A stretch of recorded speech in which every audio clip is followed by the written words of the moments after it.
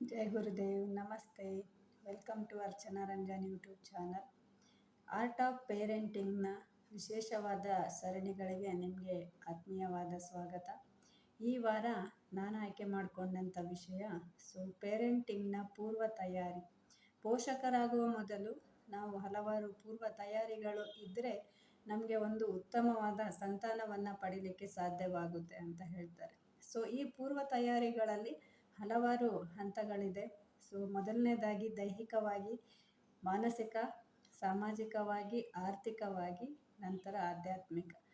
ಈ ಎಲ್ಲ ಹಂತಗಳಲ್ಲೂ ಕೂಡ ಒಬ್ಬ ಮಹಿಳೆ ಜೊತೆಗೆ ಪೋಷಕರು, ತಂದೆ ತಾಯಿ ಆಗುವಂಥವ್ರು ಇಬ್ಬರು ಹಾಗೂ ಕುಟುಂಬ, ಇವರೆಲ್ಲರ ಒಂದು ಮನಸ್ಥಿತಿಯಲ್ಲಿ ಬದಲಾವಣೆ ಇರ್ಬೋದು, ಅಥವಾ ಆ ಮಗುವನ್ನು ರಿಸೀವ್ ಮಾಡ್ಕೊಳ್ಳಿಕ್ಕೆ ಬೇಕಾದ ತಯಾರಿಗಳಿರ್ಬೋದು, ಗರ್ಭಧಾರಣೆಗೆ ಸಂಬಂಧಪಟ್ಟ ತಯಾರಿಗಳಿರ್ಬೋದು, ಇದೆಲ್ಲವೂ ಕೂಡ ಒಂದು ವಿಶೇಷವಾದ ಒಂದು ಹಂತ ಆಗಿರುತ್ತೆ. ಆದರೆ ನಾವು ಅಂದ್ಕೊಳ್ತೇವೆ ಅದರಲ್ಲೇನು ವಿಶೇಷ ಇದೆ, ಒಬ್ಬ ಮಹಿಳೆ ಮದುವೆ ಆದ ನಂತರ ಗರ್ಭಿಣಿ ಆಗುವುದು, ಮಗು ಆಗುವಂಥದ್ದು ಇದು ಸಹಜ. ಅದೇ ರೀತಿ ಮಕ್ಕಳ ಪಾಲನೆ ಪೋಷಣೆಗೋಸ್ಕರ ಇಷ್ಟೊಂದು ನಾವು ಸ್ಟ್ರೆಸ್ ಮಾಡುವ ಅವಶ್ಯಕತೆ ಇದೆಯಾ, ಅದು ಸಹಜ ಪ್ರಕ್ರಿಯೆ ಅನ್ನುವ ಪ್ರಶ್ನೆ ಕೂಡ ನಿಮ್ಮನ್ನು ಕಾಡ್ತಾ ಇರ್ಬೋದು. ಆದರೆ ಅದು ಸಹಜ ಪ್ರಕ್ರಿಯೆ ಆಗೋದ್ರ ಜೊತೆಗೆ ಅದನ್ನು ಒಂದು ಉತ್ತಮವಾದ ರೀತಿಯಲ್ಲಿ ನಾವು ನಿಭಾಯಿಸಿದಾಗ ಒಂದು ಆರೋಗ್ಯವಂತ ಸಂತಾನವನ್ನು ಪಡೆಯುವುದರ ಜೊತೆಗೆ ಉತ್ತಮವಾದ ಒಂದು ಪ್ರಜೆಯನ್ನು ರೂಪಿಸುವುದರ ಮುಖಾಂತರ ನಮ್ಮ ಮನೆಯ ಮಗುವಿಗೆ ಒಳ್ಳೆಯ ಸಂಸ್ಕಾರಗಳನ್ನು ಮತ್ತು ಕೌಶಲ್ಯಗಳನ್ನು ನಾವು ಕಲಿಸಲಿಕ್ಕೆ ಸಾಧ್ಯ ಆಗುತ್ತೆ. ಹಾಗಾದರೆ ಏನು ಈ ಪೂರ್ವ ತಯಾರಿ ಅಂತ ಹೇಳಿ ನೋಡೋಣ. ಮೊದಲನೇದಾಗಿ ಆ ಮಗುವನ್ನು ಬರಮಾಡಿಕೊಳ್ಳಿಕ್ಕೆ, ಅಥವಾ ನಮಗೆ ಮಗು ಬೇಕು ಅಥವಾ ಈಗ ಆ ಒಂದು ಯೋಗ್ಯ ಸಮಯ ಅಂತ ಹೇಳಿ ಪೋಷಕರು ಮೊದಲು ಅರ್ಥ ಮಾಡ್ಕೋಬೇಕಾಗುತ್ತೆ. ಒಂದು ಪ್ಲಾನಿಂಗ್ ಅಂತ ಹೇಳ್ತಾರೆ. ಆ ಹಂತದಲ್ಲಿ ದೈಹಿಕವಾಗಿ ಆ ಮಹಿಳೆ ಆರೋಗ್ಯವಾಗಿರುವಂಥದ್ದು ತುಂಬ ಮುಖ್ಯ ಆಗುತ್ತೆ. ಆಕೆಗೆ ಅನೇಕ ಥರದ ದೈಹಿಕವಾದ ಬದಲಾವಣೆಗಳು ಮುಂದಿನ ದಿನಗಳಲ್ಲಿ ಆಗುವುದರಿಂದ ಅದಕ್ಕೆ ಬೇಕಾದಂಥ ಪೂರ್ವ ತಯಾರಿಯಾಗಿ ಅವರ ಔಷಧೋಪಚಾರಗಳಿರ್ಬೋದು, ಅಥವಾ ಈಗಾಗಲೇ ಏನಾದರೂ ತೊಂದರೆಗಳಿದ್ದರೆ, ಅನಾರೋಗ್ಯ ಸಮಸ್ಯೆಗಳಿದ್ದರೆ ಅದಕ್ಕೆ ಸಂಬಂಧಪಟ್ಟ ಹಾಗೆ ವೈದ್ಯರ ಹತ್ರ ಕನ್ಸಲ್ಟ್ ಮಾಡುವಂಥದ್ದು. ಕೆಲವು ಔಷಧಗಳಿದ್ದಾಗ ಪ್ರೆಗ್ನೆಂಟ್ ಆಗುವ ಹಾಗಿರುವುದಿಲ್ಲ. ಅದ್ರ ಬಗ್ಗೆ ಕನ್ಸಲ್ಟೇಷನನ್ನು ಮಾಡಿ ಕನ್ಫರ್ಮ್ ಮಾಡ್ಕೊಳ್ಳೋದು ತುಂಬ ಮುಖ್ಯವಾಗುತ್ತೆ. ಅದೇ ರೀತಿ ಮಾನಸಿಕವಾಗಿ ತೊಂದರೆಗಳಿದ್ದಾಗಲೂ ಕೂಡ ಆ ಗರ್ಭಧಾರಣೆಯಿಂದ ಮುಂದೆ ಅನೇಕ ಸಮಸ್ಯೆಗಳಾಗುತ್ತೆ. ಕೆಲವೊಂದು ಔಷಧಗಳು ಸೈಕಿಯಾಟ್ರಿಕ್ ಪ್ರಾಬ್ಲಮ್ ಅಂತಲೇ ನಾವು ಹೇಳ್ತೇವೆ. ಡಿಪ್ರೆಷನ್ ಇರ್ಬೋದು, ಆ್ಯಂಗ್ಸೈಟಿ ಇರ್ಬೋದು, ಆ ಥರದ ತೊಂದರೆಗಳಿದ್ದು ಅದಕ್ಕೆ ಸಂಬಂಧಪಟ್ಟ ಔಷಧೋಪಚಾರಗಳನ್ನು ಮಹಿಳೆ ತೆಗೆದುಕೊಳ್ತಾ ಇದ್ದರೆ ವೈದ್ಯರ ಒಂದು ಕನ್ಸಲ್ಟೇಷನ್ ಜೊತೆಗೆ ಅವರ ಒಂದು ನಿರಂತರವಾದ ಅವರೊಟ್ಟಿಗಿನ ಫಾಲೋ ಅಪ್ ಟ್ರೀಟ್ಮೆಂಟ್ ತುಂಬ ಮುಖ್ಯ ಆಗುತ್ತೆ. ಎರಡನೇದಾಗಿ ಸಮಾಜ ಅಂದರೆ ಕುಟುಂಬ. ಕುಟುಂಬದಲ್ಲಿ ಆ ಮಗುವನ್ನು ಆರೈಕೆ ಮಾಡಲಿಕ್ಕೆ ಬೇಕಾಗಿರುವಂಥ ಪೂರ್ವ ತಯಾರಿ ಜೊತೆಗೆ ಒಂದು ಸಪೋರ್ಟ್ ಸಿಸ್ಟಮ್. ಕುಟುಂಬದ ಎಲ್ಲ ಸದಸ್ಯರು ಗರ್ಭಿಣಿಯನ್ನು ನೋಡ್ಕೊಳ್ಳಿಕ್ಕೆ, ಮುಂದೆ ಬರುವನ್ನ ಮಗುವನ್ನು ನೋಡ್ಕೊಳ್ಳಿಕ್ಕೆ, ಅದೇ ರೀತಿ ಬಾಣಂತಿ ಆರೈಕೆ, ಶಿಶುವಿನ ಆರೈಕೆ, ಈ ಎಲ್ಲ ಹಂತಗಳಲ್ಲೂ ಅವಳಿಗೆ ಒಂದು ಬೆಂಬಲವಾಗಿ ನಿಲ್ಲುವಂತಹ ಒಬ್ಬ ವ್ಯಕ್ತಿಯ ಅವಶ್ಯಕತೆ ಅಲ್ಲಿ ಖಂಡಿತವಾಗಿಯೂ ಇರುತ್ತೆ. ಅದಲ್ಲದೆ ಅವರು ಪರಿಣಿತರಾಗಿರೋದು ಕೂಡ ತುಂಬ ಮುಖ್ಯ ಆಗುತ್ತೆ ಈ ಒಂದು ಹಂತದಲ್ಲಿ. ಇನ್ನು ನೆಕ್ಸ್ಟ್ ಇರುವಂಥದ್ದು ತುಂಬ ಇಂಪಾರ್ಟೆಂಟ್. ಆಧ್ಯಾತ್ಮಿಕ ಅಂತ ನಾನು ಹೇಳಿದೆ. ಆಧ್ಯಾತ್ಮಿಕವಾಗಿ ಯಾಕೆ ಇಷ್ಟು ವಿಶೇಷತೆಯನ್ನು ಕೊಡ್ತಾ ಇದ್ದೇನೆ, ಅದ್ರ ಬಗ್ಗೆ ಯಾಕೆ ಮಾತಾಡ್ತಾ ಇದ್ದೇನೆ ಅಂತ ಹೇಳಿದರೆ, ನಮಗೆಲ್ಲರಿಗೂ ಗೊತ್ತಿದೆ ನಮ್ಮ ಮಹಾಭಾರತದ ಒಂದು ಕಾವ್ಯ ಇರ್ಬೋದು, ಅದರಲ್ಲಿ ಇರುವಂಥ ಘಟನೆಗಳು ಏನೋ ಉಲ್ಲೇಖ ಇದೆ. ಅದೇ ರೀತಿ ರಾಮಾಯಣದ ಉಲ್ಲೇಖಗಳಿದೆ. ಒಂದು ಮಗು ಬೇಕು ಅಂತ ಹೇಳಿದಾಗ ಯಾವ ರೀತಿಯ ಒಂದು ಕ್ರಮಗಳನ್ನು ಅನುಸರಿಸ್ತಾ ಇದ್ರು. ಕುಂತಿ ಒಂದು ದೇವರ ವರವನ್ನು ತೆಗೆದುಕೊಂಡು ಋಷಿಗಳ ಆಶೀರ್ವಾದದ ಪ್ರಕಾರ ತನಗೆ ಯಾವ ಥರದ ಪುತ್ರ ಸಂತಾನ ಬೇಕು ಅನ್ನುವ ವರವನ್ನು ಪಡೆದು ಅದೇ ಒಂದು ರೀತಿಯ ಮಕ್ಕಳನ್ನು ಪಡೆದ ಕತೆ ನಮಗೆ ಗೊತ್ತೇ ಇದೆ. ನೆಕ್ಸ್ಟು ರಾಮಾಯಣವನ್ನು ನೋಡುವಾಗ ಮಕ್ಕಳಾಗಲಿಲ್ಲ ಅನ್ನೋ ಕಾರಣಕ್ಕೋಸ್ಕರ ಪುತ್ರಕಾಮೇಷ್ಟಿ ಯಾಗವನ್ನು ಮಾಡಿರುವಂಥದ್ದು. ಆ ಒಂದು ಯಾಗದ ಫಲವಾಗಿ ಅವತಾರ ಪುರುಷ ರಾಮನನ್ನು ಕೌಸಲ್ಯ ಮತ್ತು ದಶರಥ ಹೆತ್ತಿರುವಂಥದ್ದು. ಇದರ ಹಿಂದೆ ಇರುವ ತಾತ್ಪರ್ಯ ಏನು, ಅದರ ಉಲ್ಲೇಖವನ್ನು ನಾನೇಕೆ ಇಲ್ಲಿ ಮಾಡ್ತಾ ಇದ್ದೇನೆ ಅಂತ ಹೇಳಿದರೆ, ನಾನು ಇವತ್ತು ಹೇಳ್ತಾ ಇರುವಂಥ ಈ ಆಧ್ಯಾತ್ಮಿಕ ಒಂದು ಏನು ಸಿಸ್ಟಮ್ ಬಗ್ಗೆ ನಾನು ಮಾತಾಡ್ತಾ ಇದ್ದೇನೆ, ಇದು ತುಂಬ ವಿಶೇಷವಾದದ್ದು ಮತ್ತು ತುಂಬ ವಿರಳವಾಗಿ ಚರ್ಚೆಗೆ ಒಳಪಟ್ಟಿರುವಂಥದ್ದು. ನಮಗೆ ಮಹಾಕಾವ್ಯಗಳಲ್ಲಿ ಈ ಉಲ್ಲೇಖ ಇದೆ, ನಮ್ಮ ಸಂಸ್ಕೃತಿಯಲ್ಲಿದೆ, ನಾವು ಕೇಳಿದ್ದೇವೆ. ಆದರೆ ಈ ಆಧುನಿಕ ಯುಗದಲ್ಲಿ ಆ ಒಂದು ವಿಷಯಗಳು ಅಥವಾ ಆ ಥರದ ಒಂದು ಕಾನ್ಸೆಪ್ಟ್ ಕೆಲಸ ಮಾಡ್ತಾ ಇದೆಯಾ ಅಥವಾ ಅದು ಸಾಧ್ಯನಾ ಅನ್ನುವಂಥದ್ದು ಈಗ ನಿಮ್ಮ ಪ್ರಶ್ನೆ ಆಗಿರ್ಬೋದು. ಅಂದರೆ ನಮಗೆ ಯಾವ ರೀತಿಯ ಒಂದು ಸಂತಾನ ಬೇಕು ಅಥವಾ ಹೀಗೆ ಇರಬೇಕು ಅನ್ನುವ ಒಂದು ಸಂಕಲ್ಪವನ್ನು ಮಾಡಿ ನಾವು ಮಗುವನ್ನು ಪಡೀಲಿಕ್ಕೆ ಸಾಧ್ಯ ಇದೆಯಾ ಅಂತ. ಯಾಕಂದರೆ ವೈಜ್ಞಾನಿಕವಾಗಿ ನಾವು ಎಷ್ಟು ಮುಂದುವರೆದಿದ್ದೇವೆ ಅಂತ ಹೇಳಿದರೆ ಹಲವಾರು ಕ್ರಮಗಳಿರುತ್ತೆ. ಸೊ ಪ್ಲಾನಿಂಗ್ ಇರುತ್ತೆ. ಮಕ್ಕಳಾಗದೇ ಇದ್ದರೂ ಕೂಡ IVF ಅನ್ನುವ ಒಂದು ವಿಶೇಷವಾದ ಪ್ರಣಾಳ ಶಿಶುವನ್ನು ನಾವು ಪಡೀಲಿಕ್ಕೆ ಸಾಧ್ಯ ಆಗ್ತಾ ಇದೆ. ಮಕ್ಕಳು ಇಲ್ಲದೇ ಇರುವವರಿಗೆ ಇದೊಂದು ವರದಾನ ಆಗಿದೆ. ಆದರೆ ಈ ಥರದ್ದೇ ಮಗು ಬೇಕು ಅನ್ನುವ ರೀತಿಯಲ್ಲಿ ಯೋಜನೆಯನ್ನು ಮಾಡಿಕೊಂಡು ಮಗುವನ್ನು ಪಡೀಲಿಕ್ಕೆ ಸಾಧ್ಯವಾ ಅನ್ನುವಂಥದ್ದು ಈಗ ನಿಮ್ಮ ಪ್ರಶ್ನೆ ಆಗಿರ್ಬೋದು. ಮಗು ಆಗುವಾಗೆ ಮಾಡಲಿಕ್ಕೆ ನಮಗೆ ಇಲ್ಲಿ ಪರ್ಯಾಯ ಮಾರ್ಗಗಳಿದೆ. ಆದರೆ ಈ ತರಹದ್ದೇ ಒಂದು ಮಗು ಬೇಕು ಅನ್ನೋದಕ್ಕೆ ಏನು ಕ್ರಮ ಅಂತ ಹೇಳಿ, ಅದಕ್ಕೋಸ್ಕರನೇ ನಾನು ಹೇಳಿದೆ ಇದೊಂದು ವಿಶೇಷವಾದ ಸಿಸ್ಟಮ್ ಅಂತ ಹೇಳಿ. ಸೊ ಆಧ್ಯಾತ್ಮಿಕವಾಗಿ ಅಂತ ಹೇಳಿದರೆ ಇದು ಪ್ರಚಲಿತದಲ್ಲಿ ಇರುವಂಥದ್ದು ಮತ್ತು ಆಲ್ರೆಡಿ ಅದನ್ನು ಹೆಚ್ಚಿನವರು ಉಪಯೋಗಿಸ್ಕೊಳ್ತಾ ಇದ್ದಾರೆ. ಏನು ಅಂತ ಹೇಳಿದರೆ ನಾವು 2 ರೀತಿಯ ಇಲ್ಲಿ ಕ್ರಮವನ್ನು ಫಾಲೋ ಮಾಡ್ತೇವೆ. ಒಂದು ಗರ್ಭಶುದ್ಧಿ ಮತ್ತು ಗರ್ಭ ಸಂಸ್ಕಾರ ಅಂತ ಕೂಡ ಹೇಳ್ತಾರೆ. ಸೊ ಈ ಒಂದು ಕ್ರಮದಲ್ಲಿ ಹಲವು ಧ್ಯಾನಗಳನ್ನು ಮಾಡುವುದರ ಮುಖಾಂತರ ಒಂದು ಉತ್ತಮವಾದ ಸಂತಾನವನ್ನು ಪಡೀಲಿಕ್ಕೆ ಪ್ರಯತ್ನವನ್ನು ಮಾಡುವಂಥದ್ದು. ಇದೊಂದು ವಿಶೇಷವಾದ ಒಂದು ಕಾನ್ಸೆಪ್ಟ್. ಆದರೆ ಇದು ತುಂಬ ಉತ್ತಮವಾದ ಫಲಿತಾಂಶವನ್ನು ಕೊಟ್ಟಿದೆ. ಸೊ ಇದ್ರ ಬಗ್ಗೆ ಅಧ್ಯಯನಗಳು ಆಗಿದೆ ಆ್ಯಂಡ್ ನನ್ನ ಕ್ಲೈಂಟ್ಸ್ ಕೂಡ ಇದನ್ನು ಫಾಲೋ ಮಾಡಿದ್ದಾರೆ ಆ್ಯಂಡ್ ರಿಸಲ್ಟನ್ನು ಕೂಡ ನಾನು ನೋಡ್ತಾ ಇದ್ದೇನೆ.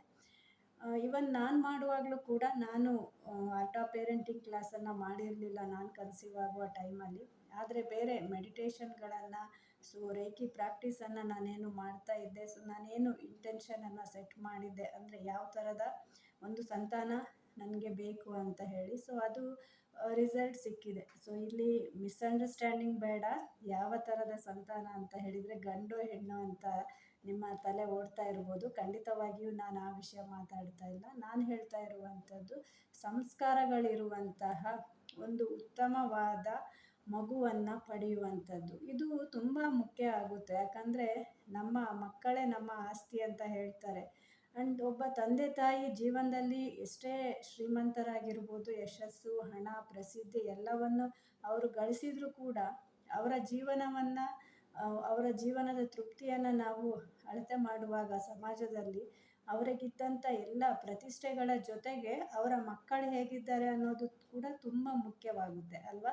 ಸೊ ಆ ಮಕ್ಕಳು ಅಂತ ಹೇಳಿ ಬಂದಾಗ ಅವರಲ್ಲಿರುವ ಸಂಸ್ಕಾರಗಳಿರ್ಬೋದು, ಅವರು ನಡೆದುಕೊಳ್ಳುವ ರೀತಿ ಮತ್ತು ಅವ್ರು ಹೇಗೆ ಬದುಕ್ತಾ ಇದ್ದಾರೆ ಅನ್ನುವಂಥದ್ದು ಅವರ ತಂದೆ ತಾಯಿ ಹೇಗೆ ಬೆಳೆಸಿರ್ಬೋದನ್ನು ರಿಫ್ಲೆಕ್ಷನ್ ಅಂತ ಹೇಳ್ತೇವೆ. ಸೊ ಅದೊಂದು ಪ್ರತಿಬಿಂಬವಾಗಿ ನಮಗೆ ಸಮಾಜದಲ್ಲಿ ಕಾಣುತ್ತೆ. ಹಾಗಿರುವಾಗ ಈ ಒಂದು ಕ್ರಮದಲ್ಲಿ ಉತ್ತಮವಾದ ಸಂಸ್ಕಾರ ಇರುವಂತಹ ಮಗುವನ್ನು ನಮಗೆ ಕರುಣಿಸು ಅಂತ ಹೇಳಿ ಯೂನಿವರ್ಸಿಗೆ ಕೇಳುವಂತಹ ಪ್ರೇಯರ್ ಮಾಡುವಂತಹ ಒಂದು ಪದ್ಧತಿ, ಜೊತೆಗೆ ಒಂದು ವಿಶೇಷವಾದ ಧ್ಯಾನ, ಇದು 2 ಜೊತೆಗೆ ಆ ಗರ್ಭಾವಸ್ಥೆಯಲ್ಲಿ ಕಂಟಿನ್ಯೂ ಆಗಿ ಉತ್ತಮವಾದ ಮಗುವಿನ ಬೆಳವಣಿಗೆಗೆ ಮಾನಸಿಕವಾಗಿ ದೈಹಿಕವಾಗಿ ಆ ಗರ್ಭದಲ್ಲಿರುವ ಮಗು ಬೆಳವಣಿಗೆ ಆಗುವಂಥದ್ದು, ಜೊತೆಗೆ ಆ ಮಗುವಿನ ಒಂದು 9 ತಿಂಗಳು ಗರ್ಭದೊಳಗಿದ್ದಾಗ ಚಟುವಟಿಕೆ ಹೇಗಿರಬೇಕು ಅನ್ನೋದು, ಅದಕ್ಕೆ ಒಂದು ಬೂಸ್ಟ್ ಮಾಡುವಂಥ ಕೆಲವು ಧ್ಯಾನಗಳು, ಜೊತೆಗೆ ಒಂದು ಸಹಜವಾದ ಪ್ರಸವ, ಅದು ಕೂಡ ಯಾವುದೇ ತೊಂದರೆಗಳಿಲ್ಲದೆ ಆಗುವ ಹಾಗೆ. ಸೊ ಇದೆಲ್ಲದಕ್ಕೂ ಕೂಡ ಈ ಒಂದು ಪೂರ್ವ ತಯಾರಿ ಮತ್ತು ಗರ್ಭಾವಸ್ಥೆಯ ಸಮಯದಲ್ಲಿ ಮಾಡುವಂಥ ಒಂದು ಗರ್ಭ ಸಂಸ್ಕಾರ ಅನ್ನುವಂಥ ಒಂದು ಏನು ಕ್ರಮಗಳಿದೆ, ಈ ವಿಧಾನಗಳು ತುಂಬ ಸಹಾಯವನ್ನು ಮಾಡುತ್ತೆ. ಸೊ ಮೊದಲನೇದಾಗಿ ಗರ್ಭಶುದ್ಧಿ ಅಂತ ನಾನು ಹೇಳಿದೆ. ಈ ಗರ್ಭಶುದ್ಧಿ ಯಾವ ರೀತಿ ಕೆಲಸ ಮಾಡುತ್ತೆ ಅಂತ ಹೇಳಿದರೆ, ಕನ್ಸೆಪ್ಷನ್ ಆಗಲಿಕ್ಕೆ ಏನಾದರೂ ಅಡೆತಡೆಗಳಿದ್ದಾಗ ಆಧ್ಯಾತ್ಮಿಕ ಹಂತದಲ್ಲಿ, ಸೊ ನಾವು ಯಾವಾಗಲೂ ಹೇಳ್ತೇವೆ ಪೂರ್ವಜನ್ಮ ಕೃತ ಪಾಪ ವ್ಯಾಧ್ಯ ರೂಪೇಣ ಬಾಧಿತ ಅಂತ. ಸೊ ಹಿಂದಿನ ನಮ್ಮ ಕರ್ಮಗಳು ಏನೇ ಇರ್ಬೋದು, ಪೂರ್ವಜನ್ಮ ಅಂತ ಹೇಳಿದ ಕೂಡಲೇ ಹಿಂದಿನ ಜನ್ಮವೇ ಅಂತ ಅರ್ಥ ಆಗಬೇಕಾಗಿಲ್ಲ. ಸೊ ಈಗ 10 ನಿಮಿಷ ಮುಂಚೆ ಆದದ್ದು ಕೂಡ ಪಾಸ್ಟೇ, ಸೊ ಪಾಸ್ಟ್ ಲೈಫ್ ಅಂತ ನಾವು ಹೇಳ್ತೇವೆ. ಆ ರೀತಿ ಕೆಲವು ಸಲ ಕೆಲವು ತಪ್ಪುಗಳನ್ನು ನಾವು ಮಾಡಿರ್ತೇವೆ, ಗೊತ್ತಿದ್ದೋ ಗೊತ್ತಿಲ್ಲದೆ. ಉದಾಹರಣೆಗೆ ಅಬಾರ್ಷನ್ ಮಾಡ್ಕೊಳ್ಳಿಕ್ಕೆ ಟ್ಯಾಬ್ಲೆಟ್ಗಳನ್ನು ತಗೊಳ್ಳುವಂಥದ್ದು, ಅಬಾರ್ಷನ್ ಮಾಡಿಸುವಂಥದ್ದು, ಗರ್ಭ ಧರಿಸಿದ ನಂತರ ಬೇಡ ಅಂತ ಹೇಳಿ ಡಿಸೈಡ್ ಮಾಡುವಂಥದ್ದು, ಈ ಥರದ್ದೆಲ್ಲ ಆದಾಗ ಅದು ಗರ್ಭಶಾಪಕ್ಕೆ ಕಾರಣ ಆಗುತ್ತೆ ಅನ್ನೋ ಒಂದು ನಂಬಿಕೆ ಇದೆ ಆಧ್ಯಾತ್ಮಿಕ ಹಂತದಲ್ಲಿ. ಸೊ ಅಂತಹ ತಪ್ಪುಗಳಾದಾಗ ಅದನ್ನು ಸರಿ ಮಾಡ್ಕೊಳ್ಳದೇ ಇದ್ದರೆ ಪುನಃ ಗರ್ಭಧಾರಣೆ ಆಗದೇ ಇರಬಹುದು ಅಂತ. ಸೊ ಅದರ ಜೊತೆಗೆ ಹಿಂದಿನ ಯಾವುದಾದರೂ ತೊಂದರೆಗಳು ಇದ್ದರೆ ಅದನ್ನು ಸರಿ ಮಾಡ್ಕೊಳ್ಳಿಕ್ಕೆ ಈ ಗರ್ಭಶುದ್ಧಿ ಒಂದು ಕ್ರಮ ಸಹಾಯ ಮಾಡುತ್ತೆ. ಮತ್ತು ಇಲ್ಲಿ ಮಾಡುವಂಥ ಧ್ಯಾನ ವಿಶೇಷವಾದ ಒಂದು ಸ್ಟ್ರೆಂತನ್ನು ಕೊಡುತ್ತೆ. ನೆಕ್ಸ್ಟ್ ಇರುವಂಥದ್ದು ಸೋಲ್ ಇನ್ವೈಟಿಂಗ್ ಮೆಡಿಟೇಷನ್ ಅಂತ ಹೇಳ್ತಾರೆ. ಅಂದರೆ ಒಂದು ಉತ್ತಮವಾದ ಸಂಸ್ಕಾರಯುತವಾದ ಆತ್ಮವನ್ನು ನಮಗೆ ಕರುಣಿಸು ಅಂತ ಹೇಳಿ ನಾವು ಭಗವಂತನಲ್ಲಿ ಪ್ರಾರ್ಥನೆಯನ್ನು ಮಾಡುವಂಥದ್ದು. ಇಲ್ಲಿ ನಮಗೆ ಗೊತ್ತಿರುವ ಹಾಗೆ ನಮ್ಮ ಒಂದು ಏನು ಸಂಸ್ಕೃತಿಯ ಒಂದು ನಂಬಿಕೆ ಇದೆ, ಪ್ರತಿಯೊಂದು ಆತ್ಮವೂ ಕೂಡ ಈ ಭೂಮಿ ಮೇಲೆ ಹುಟ್ಟಿ ಬರುವಂಥದ್ದು ಅನುಭವಗಳನ್ನು ತೆಗೆದುಕೊಳ್ಳಲಿಕ್ಕೆ ಅಂತ ಹೇಳಿ ನಾವು ನಂಬ್ತೇವೆ. ಆ ಅನುಭವವನ್ನು ಪಡಿಲಿಕ್ಕೆ ನಾವು ಒಂದು ತಂದೆ ತಾಯಿ ಮಾಧ್ಯಮ. ಸೊ ನಮಗೆ ಇಲ್ಲಿ ಹುಟ್ಟಲಿಕ್ಕೆ ನಮಗೆ ಒಂದು ದೇಹಕ್ಕೋಸ್ಕರ ಅವರು ಒಂದು ಮಾಧ್ಯಮ ಆಗಿರುವಾಗ, ಅಂತಹ ಮಾಧ್ಯಮ ಆಗುವಂಥ ಪೋಷಕರು ಒಂದು ಸಂಸ್ಕಾರಯುತವಾದ ಉತ್ತಮವಾದ ಆತ್ಮ ನಮ್ಮ ಮುಖಾಂತರ ಈ ಭೂಮಿಗೆ ಬರಲಿ, ನನ್ನ ಗರ್ಭದಲ್ಲಿ ಬರಲಿ ಅಂತ ಹೇಳಿ ಆ ತಾಯಿ ಮಾಡುವ ಒಂದು ಧ್ಯಾನ ಇದೆ. ಸೊ ಅದನ್ನು ಸೋಲ್ ಇನ್ವೈಟಿಂಗ್ ಅಂದರೆ ಆತ್ಮವನ್ನು ನಾವು ಇನ್ವೈಟ್ ಮಾಡುವಂಥ ಒಂದು ಮೆಡಿಟೇಷನ್. ಸೊ ಇದನ್ನು ಕೂಡ ನಿಯಮಿತವಾಗಿ ಮಾಡಬೇಕಾಗುತ್ತೆ. ಪ್ರೀ ಕನ್ಸೆಪ್ಷನ್ ಪ್ರಜ್ಞೆ ಎಂಟಾಗುವ ಮುಂಚೆ ಈ ಪ್ರಾಕ್ಟೀಸ್ಗಳನ್ನು ಮಾಡೋದ್ರಿಂದಾಗಿ ಅದು ತುಂಬ ಉತ್ತಮವಾದ ಫಲಿತಾಂಶವನ್ನು ಕೊಡುತ್ತೆ. ಜೊತೆಗೆ ಅವಳು ಪ್ರೆಗ್ನೆಂಟ್ ಆದಾಗ ಕಂಟಿನ್ಯೂ ಆಗಿ ಕೆಲವು ಧ್ಯಾನಗಳನ್ನು ಮಾಡುವಂಥದ್ದು, ಕೆಲವು ಅಫರ್ಮೇಷನ್ಸ್ಗಳನ್ನು ಉಪಯೋಗಿಸ್ಕೊಳ್ಳುವಂಥದ್ದು. ಸೊ ಈ ಮುಖಾಂತರ ಗರ್ಭ ಸಂವಾದವನ್ನು ಮಾಡುವಂಥದ್ದು. ಸೊ ಫೀಟಸ್ ಕಮ್ಯುನಿಕೇಷನ್ ಅಂತ ಹೇಳ್ತೇವೆ. ಈ ಕಮ್ಯುನಿಕೇಷನನ್ನು ಅಡ್ವಾನ್ಸ್ ಸೈನ್ಸ್ ಕೂಡ ಅಪ್ರೂವ್ ಮಾಡಿದೆ ಆ್ಯಂಡ್ ಅದ್ರ ಬಗ್ಗೆ ರಿಸರ್ಚ್ಗಳಾಗಿದೆ. 5 ತಿಂಗಳ ನಂತರ ಹೊರಗಿನ ಯಾವುದೇ ಶಬ್ದಗಳಾದರೂ ಕೂಡ ಗರ್ಭದಲ್ಲಿರುವ ಮಗು ಅದಕ್ಕೆ ಪ್ರತಿಕ್ರಿಯಿಸುತ್ತೆ. ತುಂಬ ಸಾಫ್ಟ್ ಮ್ಯೂಸಿಕ್ಕನ್ನು ಕೇಳಿದಾಗ ಮಗು ಖುಷಿಯಾಗುವಂಥದ್ದು, ಒಮ್ಮೆಲೆ ಅಬ್ಬರದ ಶಬ್ದಗಳನ್ನು ಕೇಳಿದಾಗ ಬೆಚ್ಚಿ ಬೀಳುವಂಥದ್ದನ್ನು ಸ್ಟಡಿ ಮಾಡಿದ್ದಾರೆ ಆಲ್ರೆಡಿ. ಅದರ ಬಗ್ಗೆ ತುಂಬ ರಿಸರ್ಚ್ಗಳಾಗಿದೆ. ಸೊ ಆದರೆ ಇದು ನಮಗೆ ಹಿಂದೆಯೇ ಗೊತ್ತಿತ್ತು ನಮ್ಮ ಪುರಾಣದಲ್ಲಿ. ಉದಾಹರಣೆಗೆ ನಮಗೆ ಅಭಿಮನ್ಯುವಿನ ಕತೆ ಗೊತ್ತಿದೆ, ಎಲ್ಲರಿಗೂ ಗೊತ್ತಿದೆ ಅಲ್ವಾ. ಗರ್ಭದಲ್ಲಿದ್ದಂತಹ ಮಗುವಿಗೆ ಚಕ್ರವ್ಯೂಹವನ್ನು ಹೇಗೆ ಭೇದಿಸಬಹುದು ಅನ್ನೋದನ್ನು ಸುಭದ್ರೆಗೆ ಕೃಷ್ಣ ಬೋಧಿಸ್ತಾ ಇದ್ದಾಗಲೇ ಅಭಿಮನ್ಯು ಅದನ್ನು ಕೇಳ್ಕೊಂಡಿದ್ದ ಅಂತ ಹೇಳುವಂಥದ್ದು. ಇದು ಖಂಡಿತವಾಗಿಯೂ ನಿಜ. ಯಾಕಂದರೆ ಈ ಒಂದು ಎಕ್ಸ್ಪೆರಿಮೆಂಟನ್ನು ನಾವು ಕೂಡ ಮಾಡಿದ್ದೇನೆ. ಆ್ಯಂಡ್ ಆ ಫೀಟಲ್ ಕಮ್ಯುನಿಕೇಷನ್, ಗರ್ಭದಲ್ಲಿರುವ ಮಗುವಿನ ಜೊತೆ ತಾಯಿ ಮಾತಾಡುವಂಥದ್ದು, ಮಾತಾಡುವುದರ ಮುಖಾಂತರ ಆ ಮಗು ತನ್ನ ಮೂಮೆಂಟ್ಸನ್ನು ಮಾಡಿ ರೆಸ್ಪಾಂಡ್ ಮಾಡುವಂಥದ್ದು, ಇದು ಅತ್ಯಂತ ವಿಶೇಷವಾದ ಮತ್ತು ರೋಮಾಂಚನಕಾರಿಯಾದ ಅನುಭವ ಒಬ್ಬ ಗರ್ಭಿಣಿಗೆ.